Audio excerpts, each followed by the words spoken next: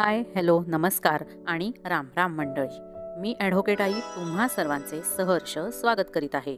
मित्रांनो, आपल्या आजूबाजूला आपण अनेक विवाहित जोडप्यांचे घटस्फोट होताना बघत आहोत.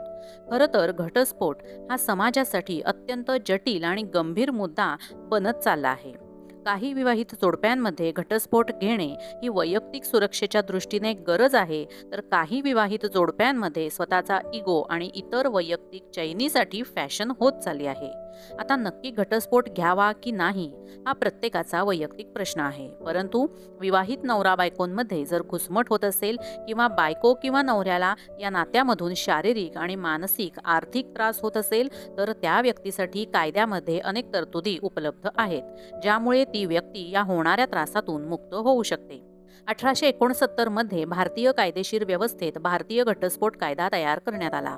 भारतात घटस्फोटाचे नियम आणि प्रक्रिया ही विवाहित जोडपे कोणत्या समुदायाचे आहेत त्यानुसार बदलत जाते.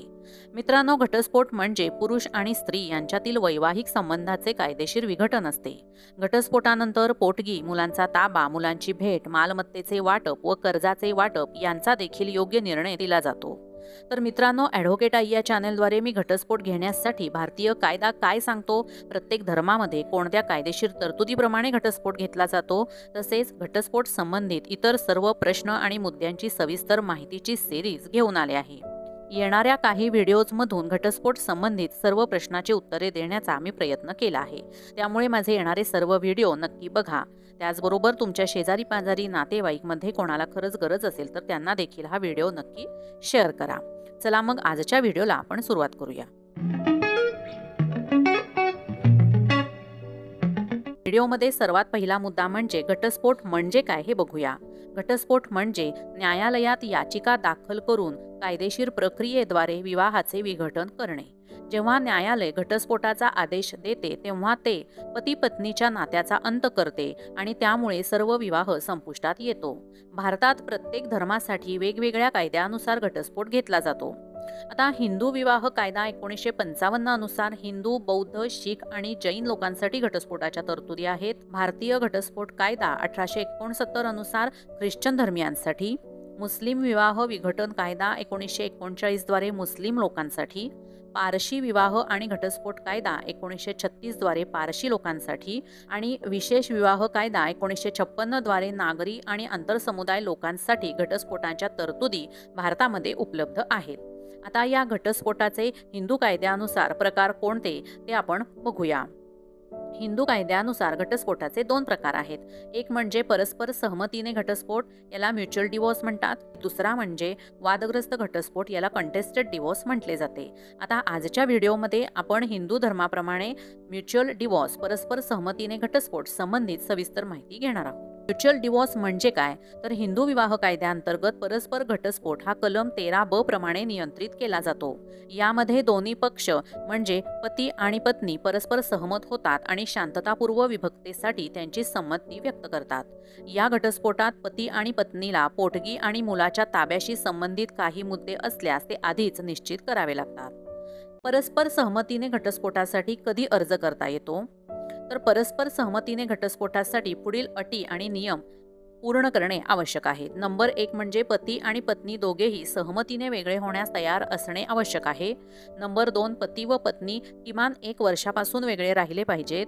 नंबर 3, कोणत्याही परिस्थितीत पती व पत्नी एकत्र राहू शकत नाहीत अशी परिस्थिती निर्माण झालेली असली पाहिजे.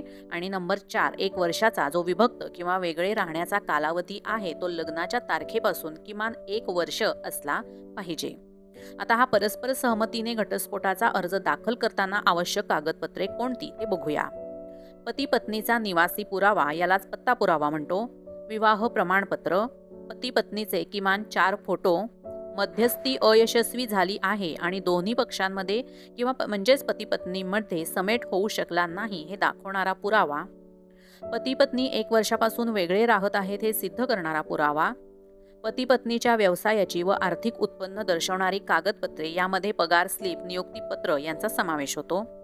3 आर्थिक वर्षांचे आयकर विवरणपत्रे, इन्कम टॅक्स रिटर्न, पती पत्नीच्या कौटुंबिक पार्श्वभूमीबद्दल माहिती आणि मालकीच्या मालमत्तेचा तपशील ही कागदपत्रे अत्यंत आवश्यक आहेत. परस्पर सहमतीने घटस्फोटासाठी याचिका कोठे दाखल करू शकतो?